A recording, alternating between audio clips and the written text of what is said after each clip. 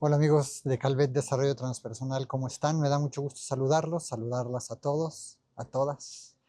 Y hoy estoy con Paulina Calvet. Hola, mucho gusto. Y me encanta estar aquí con Paulina porque quiere hacerme algunas preguntas. Estoy muy intrigado por las preguntas y quiero que me las hagas. Bienvenida también. Gracias por recibirme en tu canal. Sí. Y pues tengo unas preguntas que él no sabe, pero Ajá. que le voy a hacer Ajá. porque a mí me apasiona mucho la psicología transpersonal y creo que no se habla tanto de la psicología transpersonal. Entonces quisiera empezar preguntándote, ¿qué es la psicología transpersonal? Sí, sí. Bueno, hay 4 escuelas básicas de psicología en Occidente, yo diría. Es el psicoanálisis, está la parte cognitiva conductual, está la escuela humanista, esas son las primeras 3, y la cuarta es la psicología transpersonal. Pero la psicología transpersonal, por lo que se caracteriza, es porque tiene una visión muy integral del ser humano, muy completa. Queremos entender al ser humano desde una perspectiva fisiológica, su cuerpo, emocional, mental, pero también muy importante la parte espiritual, que es la parte que muchas de las otras escuelas anteriores habían dejado a un lado porque no se sabe bien cómo interactuar con eso. Se confunde espiritualidad con religiosidad y no son lo mismo. Las religiones son instituciones representadas por dogmas, ideologías, creencias, mientras que la espiritualidad simplemente es una dimensión profunda de la vida humana. Es muchas veces en donde a veces encontramos existencialmente nuestro propósito, nuestro sentido, nuestro para qué. ¿Para ti qué es la conciencia? Bueno, es que la conciencia justo ese es el hilo conductor en donde, o que atraviesa a esa dimensión espiritual, a esa dimensión mental, emocional y física de la que estamos hablando. Entonces, esa conciencia es la capacidad de darme cuenta. Yo cuando me doy cuenta, soy consciente. Y puedo ser consciente en mi dimensión espiritual, en mi dimensión mental, emocional, física, en todas en simultáneo. Y cuando logramos esta simultaneidad es cuando nuestra conciencia realmente empieza a hacerse muy flexible. Ok, pues qué interesante. ¿Cómo descubriste tú la psicología transpersonal? ¿Qué te llevó a tu interés por ella? Híjole, yo diría que esto sí ocurrió muy temprano en mi vida, muy temprano, era yo todavía niño, cuando a mí me empezó a llamar la atención estas dimensiones profundas de nuestra mente, porque yo era muy observador, Ok. era muy observador, entonces digamos que en esa observación, yo aprendí a moverme, digamos, en esos niveles de mi propia mente, A darte cuenta. a darme cuenta Ok. en esos niveles de mi propia mente cómo fluctuaba y qué pasaba en cada uno de ellos. Entonces, digamos que fue una manera muy temprana de autoconocerme, que luego a lo largo del tiempo me fue llevando a involucrarme con la meditación, a interesarme en temas de espiritualidad y en líneas de sabiduría antigua, a veces tradiciones esotéricas, que hacían todas estas prácticas meditativas de observación. Y poco a poco llegó un punto en que yo dije, ya, ¿esto cómo le pongo pies? ¿Dónde está el entendimiento de estas estructuras de conciencia? ¿De qué estamos hablando? Y por eso entré a la psicología. Okay. Pero primero entré por una experiencia muy personal mía de autoobservación, luego por involucrarme con antiguas tradiciones de meditación, muy particularmente con los sufis y con el tantra y otras, y luego ya fui a la psicología y hoy está todo integrado. Ok. Y en este limbo, digamos, de psicología en el que incluyes la meditación, intereses propios en sí, ¿dirías que la espiritualidad y la religión es difícil a veces como para explicarle a algún paciente o a alguien que veas en el consultorio? ¿Se confunde? No, fíjate que no me ha costado ningún trabajo que la gente que acude al consultorio tenga una distinción al menos más o menos clara de la diferencia entre su espiritualidad y la religiosidad. Yo creo que sobre todo más ahora. Antes las religiones eran mucho más fuertes, más firmes. Su dogma y la gente no había buscado tantas cosas fuera de la religión. Hoy en día la gente busca todo casi fuera de las religiones establecidas. Quiere la libertad para encontrar su propia espiritualidad de maneras más creativas, menos institucionales y dogmáticas. Entonces, la gente rápidamente entiende cuál es su dimensión espiritual y puede trabajar con ella desde ahí, o consigo mismo puede trabajar desde ahí. Ok. En un área como la psicología transpersonal, yo tengo entendido que fácilmente se puede ejercer desde el lado clínico, ¿no? Sí. Como a base del diálogo. ¿Tú crees que se puede ejercer desde algún otro ángulo que no sea clínico? Sí, claro, muchos. Por ejemplo, he dado talleres, grupos de gente en donde en simultáneo trabajamos con temas en común, donde hacemos prácticas meditativas, son prácticas de mindfulness, en donde con la respiración puedes ir a descubrir aspectos de ti que a simple vista no los verías. Tienes que tener esta mirada profunda para poder extraer de ti, por ejemplo, todo este mundo simbólico del que sale tanta información y con el que podemos interactuar. Nuestro cuerpo, de hecho, nos habla de maneras simbólicas, nuestras emociones en su memoria profunda nos hablan de maneras simbólicas. ¿Qué significa ese simbolismo? O sea, ¿cómo te das cuenta de que te están hablando de algo simbólico? Porque de repente la persona puede decir, me veo, por ejemplo, me percibo como un caballero medieval. Entonces la gente pues está viendo una vida pasada. Uh-huh. Pues, pues sí o no, y no me importa. Okay. El símbolo es, ¿y a ti qué te representa este caballero medieval? ¿Qué te da? ¿Qué te brinda? ¿Qué representa? Pues representa nobleza, representa dignidad, representa valentía, representa fuerza. ¿Y cómo integras esa fuerza a tu vida cotidiana? Ese caballero medieval, ¿cómo te habita? ¿En qué parte de tu cuerpo habita? No, pues que en el corazón. ¿Y qué busca? Entonces puedes ir en la búsqueda del santo grial de ese caballero medieval. Okay. Y te lleva a niveles cada vez más profundos de ti. Y este es el mundo de los arquetipos, ¿me explico? Okay. Entonces, este tipo de cosas es muy bonito porque no importa si la gente quiere pensar o no que está viendo una vida o no, eso es lo de menos para la psicología transpersonal. Aquí lo importante es que hay potencial en ese símbolo que tú puedes actualizar en tu vida presente, en tu vida de hoy, cotidiana, y muy importante, lo puedes compartir. Claro. Okay. O sea, al final eso se va a ver en una conducta. ¿En una conducta como cuál? En una conducta como la manera en la que, a partir de que la persona actualiza ese potencial en sí misma, se va a acercar a su pareja de otra manera, inspirada desde un lugar distinto. Se va a acercar a sus hijos, a sus congéneres, a la gente con la que convive, desde otros lugares, porque va a tener una perspectiva diferente de sí mismo o de sí misma. Tú dirías que, por ejemplo, el darse cuenta y darle sentido a ese símbolo cambia su comportamiento. Sí, puede llegar hasta allá. Puede llegar hasta cambiar la conducta de alguien. Pero de entrada cambia la identidad, el sentido de identidad. Se enriquece. Tiene sentido. Se enriquece. Y, por ejemplo, ahorita que decías este tipo de cosas de, no sé si sean vidas pasadas o si tú crees que la psicología transpersonal se puede ver afectada por cosas, como cuáles serían ese tipo de prejuicios que tú crees que tengan la gente. Por supuesto, me encanta lo que dices. La psicología transpersonal se ha visto muy sesgada y mal entendida porque la metafísica contemporánea, los estudios espirituales que hay hoy en día, sobre todo a partir de lo que muchos han llamado espiritualidad New Age o Nueva Era, traen todas estas cosmovisiones, sí, de las vidas pasadas, pero también de seres de otros lados o de el ser humano ascendiendo a otros planos.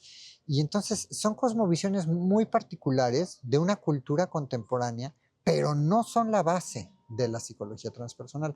Las bases de la psicología transpersonal están en las escuelas que la preceden, están en el psicoanálisis, están en lo cognitivo-conductual, están en el humanismo, pero también están en los estudios neurocientíficos contemporáneos, que son los que tanto alimentan a lo transpersonal.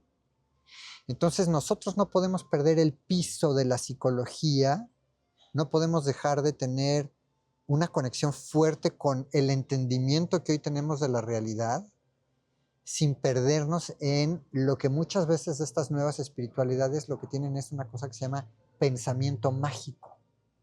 Ujú. O Y sea, ese pensamiento mágico, fantástico. sí, es fantasía. Ok, Tú lo dijiste bien. ok. Ese pensamiento mágico es fantasía o confusión. Porque otra ¿Cómo vez, lo distingues? O sea, en el diálogo. exacto, exacto. Por ejemplo, voy a poner un caso un poco extravagante. Ok. Aquí en el canal yo tuve la oportunidad de entrevistar a diferentes personas, pero una de ellas se llama Geraldine Orozco. Ella asegura, sin la menor duda para ella, que tuvo la visita de seres de otro planeta y dice incluso haber estado en las Pléyades y en Orión. Ujú. Yo como psicólogo, cuando escucho eso, digo, para mí, ahí hay un territorio muy grande que explorar en su propia psicología. Ok. Colegas míos que pueden estar en el psicoanálisis me van a decir, la persona está delirando. Ese es un delirio. Y puede que la persona haya tenido ese delirio estando en una crisis muy fuerte que le haya botado desde el inconsciente en un brote psicótico esta experiencia. Al final un brote psicótico es una experiencia para quien lo vive. Ujú. Y el brote psicótico se caracteriza porque literalmente el inconsciente se vacía sobre el consciente y entonces momentáneamente perdemos el sentido de la realidad. Entonces, desde ese canal podríamos argumentar eso. Ok. Desde la psicología transpersonal, aunque entendemos eso, lo que decimos es, bueno, antes de etiquetarla como una persona con problemas psiquiátricos, lo que vamos a ver es, ¿y ella cómo vive eso? Y en su psicología, al día de hoy, eso cómo está acomodado. Ujú. Ella cómo explica estar en otros lugares estelares que no sean la Tierra. Sí. Que evidentemente cuando yo profundizo con las personas en eso y en sus experiencias que narran desde ahí, pues nunca fueron físicamente a esos lugares. Y siempre la experiencia ocurre en lo que ellos dicen, en una dimensión mental que se desliza de otras maneras y más allá del tiempo y del espacio. Mm, ¿Sí me ok. estoy explicando? Entonces es Sí. como una dimensión parecida a la del sueño. Ok. ¿Y qué es lo que yo hago? Trabajo con la persona desde sus profundidades para ver qué pasó en la experiencia. Y en la medida en la que la persona tenga la suficiente madurez para procesar esa experiencia o toda esa bola de símbolos que vienen de su interior, tal vez luego podamos abrir esa última cortina que sea qué es lo que se esconde detrás de esta experiencia. ¿Qué es lo que provoca que el inconsciente arroje un símbolo de esa magnitud y que la persona pueda ver lo que realmente le sucedió en su vida? Tal vez es una carencia inmensa. Ok. Pero también sería un poco lenguaje simbólico del inconsciente. También sería el lenguaje simbólico del inconsciente, pero en esas dimensiones tan profundas y de tan difícil acceso para las que se necesitan ciertas metodologías peculiares de autoobservación profunda para entrar a ellas, lo que sucede es que cuando esa persona está ahí, muchas veces descubre que, por ejemplo, en el caso de algunos parecidos casos a los que que estoy narrando, como el de Geraldine Orozco, lo que sucede es que son personas que desgraciadamente han tenido a veces algún tipo de abuso o han tenido también alguna experiencia espontánea de expansión de conciencia que no saben explicar y entonces le llaman extraterrestre solamente a aspectos de sí misma que no reconoce. Como yo no reconozco lo que está saliendo de mi inconsciente, para mí es otro. Es otra persona, es otro individuo, es alguien que viene a decirme algo desde otro lado, cuando en realidad somos nosotros mismos trayéndonos, digamos que un mensaje a nuestro propio consciente. Ok. Entonces es muy difícil distinguir en dónde empieza una experiencia real que nos lleve a conocer otro tipo de inteligencias y dónde el inconsciente es el que nos sigue hablando con sus símbolos. Ok. Esto es muy interesante porque yo sé que a ti te interesa, por ejemplo, Carl Jung, Carl y él Jung, sí se movía ahí arquetipos. en los arquetipos y en Sí, todas esas dimensiones, ¿no? sí. Y yo también noto que tienes un lenguaje muy, muy bueno, como que eres muy específico con tus palabras, te explicas muy bien. ¿Crees que el lenguaje toma un papel importante dentro de la terapia, dentro de la psicología? El lenguaje. Sí, es básico, es básico. En la medida en la que no sepamos describir bien lo que nos sucede, fomentamos confusión. Ujú, O sea, una persona que no sabe describir cómo se siente, es una persona que está perdida. sí. Si tú no sabes distinguir a la tristeza del miedo, entonces estás perdido en tu interior, estás vagando. Pero si tú dices, estoy triste, entonces ya te estás claramente ubicando. Ahora podemos trabajar contigo desde un lugar muy particular. Pero si no sabes nombrar los estados emocionales Que vive. en los que estás, o si no sabes darle palabras a tus ideas, entonces se vuelve difícil. Ujú. Y con esto que mencionas sobre ponerlo en palabras, bueno, regresando un poco a todo lo de lo holístico y así, ¿crees que también a veces puede ser abuso, por ejemplo, de sustancias? O sea, yo he visto en internet casos como Ricardo Farril Ajá, que tienen un brote psicótico, pero debido a abusos de sustancias. exacto. Sí, por supuesto. Siempre que vamos al consumo de una sustancia, a veces está otra vez esta confusión de que la gente piensa o quiere acercarse a través de la toma de algunas sustancias o más allá de algunos hongos, sobre Hongos. todo elementos de la naturaleza, Sí. ¿sí? Puede ser marihuana, puede ser psilocibina a través de los hongos, pueden ser muchas otras sustancias que vienen del reino vegetal, quieren acercarse desde ahí a la espiritualidad. Ahora, aquí lo que hay que comprender es que esas sustancias cuando entran a nuestro sistema nervioso y al cerebro, lo que agitan es al inconsciente. Ujú. Agitan al inconsciente, agitan al contenido de la memoria, ¿Cómo llegan ahí? O sea, porque esas sustancias tienen la facultad de alterar momentáneamente la percepción de nuestros sentidos. ok. O sea, nuestros sentidos alteran su percepción y momentáneamente uno pierde el sentido de la realidad durante esa experiencia, Ujú. porque los sentidos no están tan fijos aquí. Se alteran un poco, se diluyen los límites de esos sentidos y percibimos desde otro estado más expandido. Pero entonces tenemos acceso a niveles del inconsciente que normalmente no tenemos. O podemos interactuar con elementos de la naturaleza con los que cotidianamente no se interactúa, Ujú. porque los sentidos se limitan a sus funciones. Y una persona que tiene en su inconsciente experiencias difíciles de procesar, que no están trabajadas, en el momento en el que estas sustancias entran al cuerpo y agitan esas memorias o esos contenidos de nuestro inconsciente, pues te los ponen enfrente. Entonces puede ser lo que llaman muchos un mal viaje. Sí, El mal viaje consiste en tener una experiencia muy aterradora. sí, sí.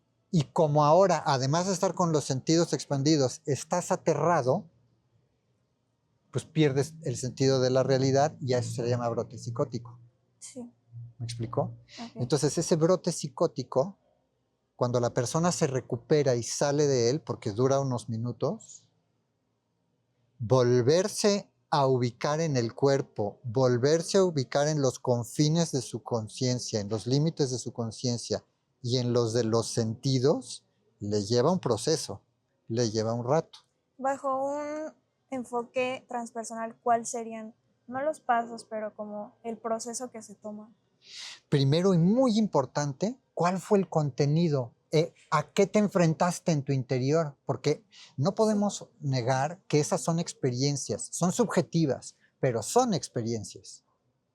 Así como si yo toco esta mesa y la siento con esta solidez y esto es una experiencia, así yo puedo, a mí me puede pasar algo a nivel subjetivo, como lo que yo narraba de esta persona que dice que se topó con unos seres que vienen de otro lado, pues es una experiencia subjetiva. Y en esa experiencia hay una narrativa. Hay palabras que la describen, hay emociones que la describen, hay diálogos que la describen, hay interacción con aspectos psíquicos que describen esa experiencia. Y lo que hay que extraer de ahí es qué es para ti, qué no es para ti, cómo vuelves a incorporar esto en tu vida cotidiana, qué te hace sentido, qué sigue sin hacerte sentido, qué aprendes de ti a través de esta experiencia. ¿Ubicas en algún lugar tus límites? ¿Hasta dónde es sano explorar tus límites? ¿Sí me explico? Sí. Hay que empezar a hacerle este tipo de preguntas a la persona para que entonces empiece a aparecer un orden dentro de lo que vivió. Porque estas experiencias, sobre todo de brotes psicóticos, están caracterizadas por el caos. Es un momento caótico. Entonces, ¿qué tenemos que hacer para poder tener una vida funcional en el mundo y seguirnos interactuando con los demás de manera sanas? Encontrar esos límites sanos, funcionales, que nos ayudan a establecer el tipo de relaciones que tenemos. Entonces, por ahí va. Pero tú me decías de metodologías o de pasos. Entonces, el primero es ver el contenido. Sí. Y después vamos integrándolo con sus potenciales a la vida de la persona en diferentes sesiones, a lo largo de sesiones. Otra cosa es mucho platicado, pero mucho también es un trabajo de introspección de la persona, en la que a través de ejercicios de meditación guiada o de mindfulness podemos acceder a esos niveles. Ojo, no hipnosis. No, ok. No hipnosis. La persona en todo momento conmigo o en la psicología transpersonal va a estar consciente en su proceso. Okay. Entonces, es así. Ok. Y, por ejemplo, la hipnosis, Sí. digamos que entonces se diferencia del proceso consciente, pues porque la hipnosis supuestamente es algo inconsciente, algo en lo que no estás participando. Lo que sucede es que la hipnosis ha sido muy criticada porque para que la hipnosis sea considerada clínica y pueda utilizarse en un consultorio, requiere de toda una metodología específica que se cumpla y sobre todo que quien la aplica, el facilitador o el psicoterapeuta, no dé sugerencias. Okay. Solo haga preguntas, no de sugerencias. Porque si yo estoy con la persona que me platicó que vio una luz en el cielo y yo le pregunto, oye, ¿y cómo era la nave? Ya la induje.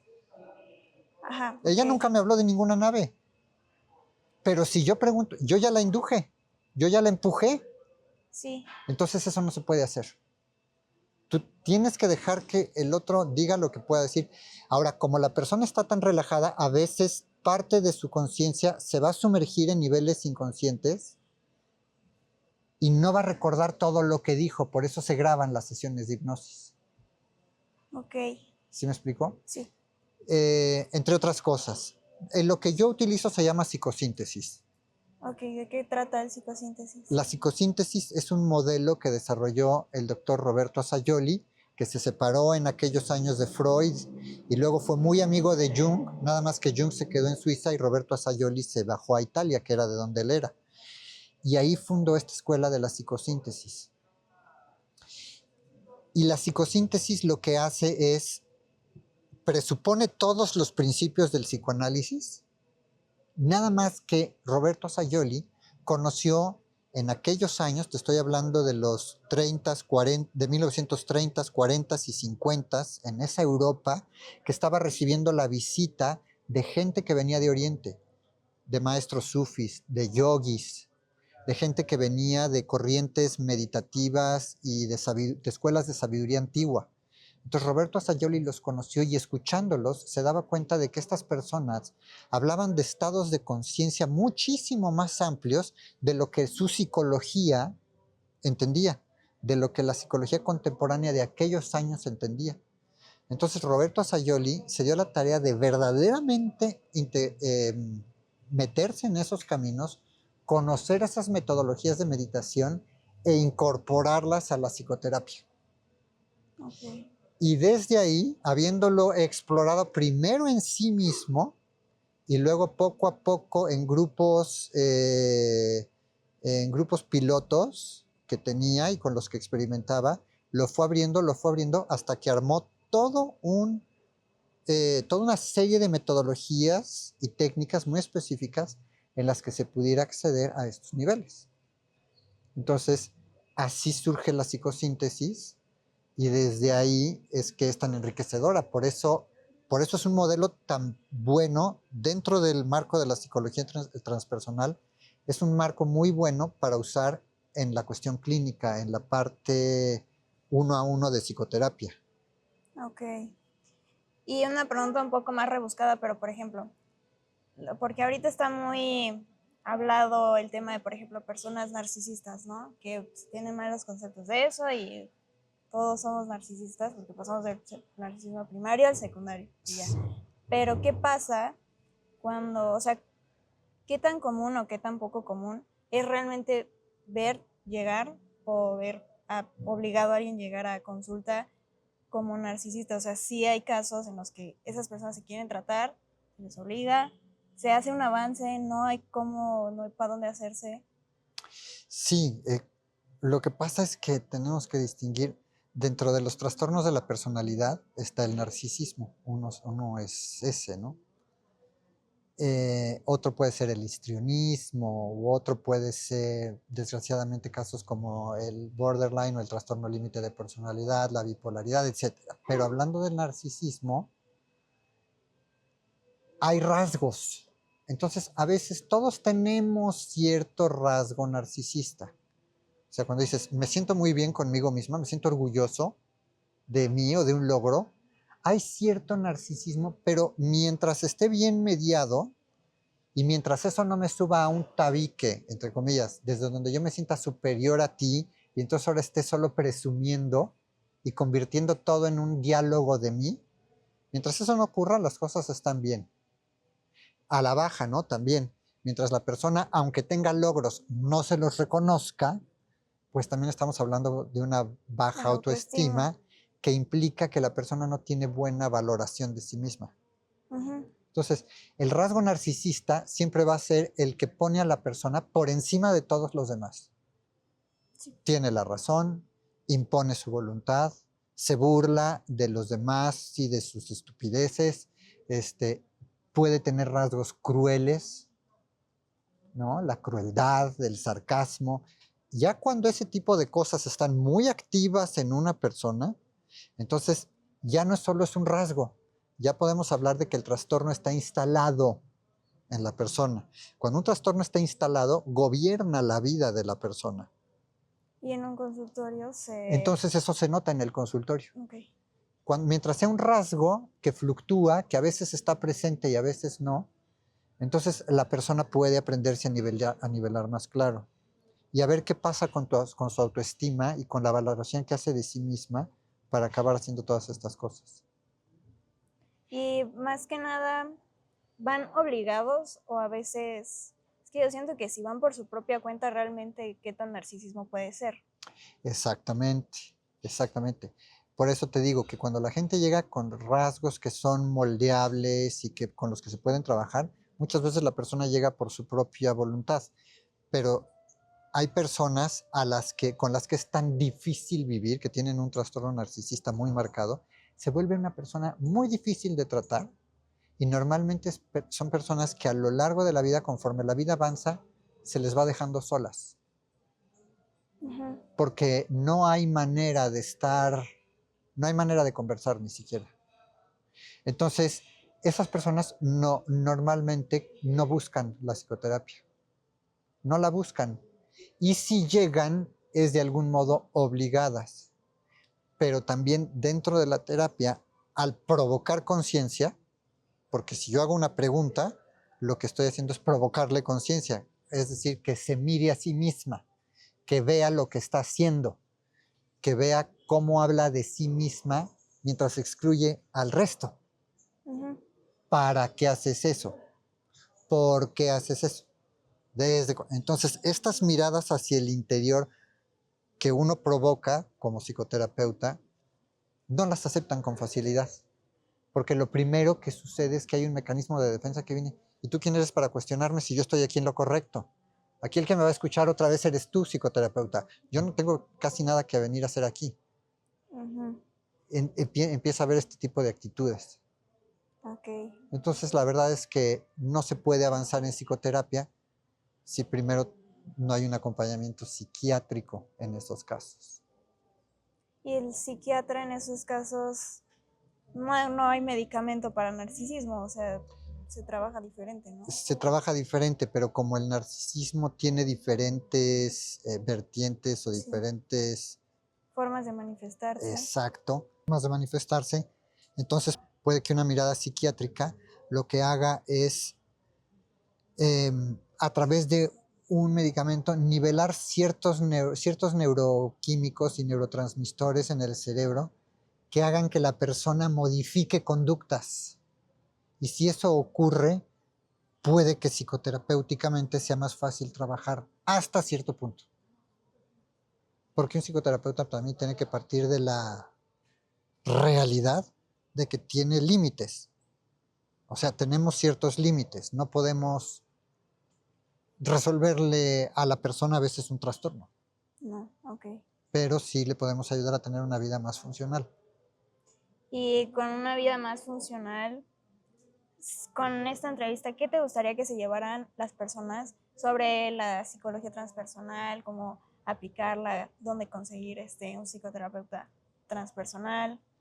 No, lo que me gustaría es que sepan que la psicología transpersonal, como ya dijimos, abarca y entiende al ser humano como un todo en todos los niveles de su mente, con toda su profundidad y su riqueza emocional, con las capacidades que tenemos para transformar todo eso en conductas y para estar todo el tiempo en conexión, yo diría intuitiva, con aspectos de la realidad que son capaces de guiarnos o de inspirarnos, no desde fuera ni de maneras mágicas, sino simplemente porque agudizamos nuestra intuición, agudizamos nuestro sentido de identidad no es tan fijo, o sea, yo no soy nada más el psicoterapeuta y toda mi vida la vivo como el psicoterapeuta, Ah, no, soy mucho más que eso, pero en el consultorio sí soy psicoterapeuta. Entonces, me puedo vivir en toda mi plenitud, también entendiendo que como ser humano tengo ciertos límites, pero puedo disfrutar mi vida en todos los terrenos. Entonces, eso es lo que me gustaría que la gente sepa y eso es lo que la gente también viene a trabajar al consultorio, cómo regar los campos de su vida. La pregunta muy central que yo siempre hago es, ¿cuál es el regalo que tienes para darle a la vida? ok. ¿Qué regalo quieres darle a la vida? Vamos, ¿Has tenido alguna respuesta que que recuerdes hasta la fecha? de gente que le Sí, sí. preguntó, eh, sí, sí. Por ejemplo, hay una persona una vez me contestó, es una persona, también creo que es importante decir, que tenía 40 y tantos años, porque no es lo mismo la respuesta que damos a los 40, a los 60 que a los 20, Sí. ¿no? Entonces esta persona de 40 y pico, lo que respondió fue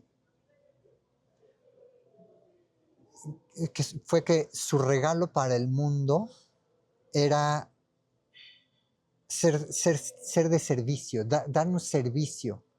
Y este servicio resulta que la persona en su profesión era, por ejemplo, enfermera. Claro. Entonces, el servicio en su vida tiene muchas avenidas. Uno de ellos es su profesión. Otro es la manera en la que está en casa. Pero siempre que respondemos al regalo, que es el servicio, también la pregunta acompañada va, ¿y hay ciertos límites? Ujú. Ah, pues sí. ¿Por qué? Porque yo no puedo servir a mis hijos, dice ella, ¿no? Yo no puedo servir a mis hijos al punto de ponerme de tapete rojo, que pasen por encima de mí. Ah, muy bien. Ya aparecieron tus límites como mamá.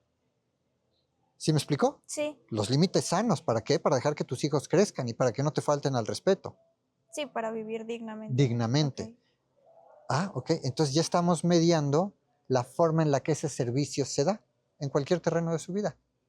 ok, Y así va.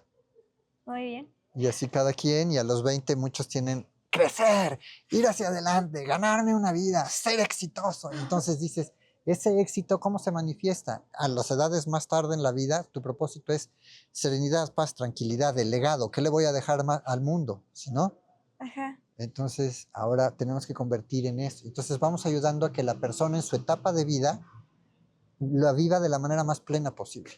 ok. Pues muchas gracias. Dense cuenta de las cosas y hagan un proceso transpersonal si tienen la oportunidad siempre. Gracias, mi Pauli, Muchas preciosa. gracias por contestar a las preguntas y por darme un espacio en tu canal. Gracias, mi hija preciosa. Te adoro. Te amo. Gracias a todos por estar aquí. Gracias por escuchar. Denle like, compartan y suscríbanse. Correcto.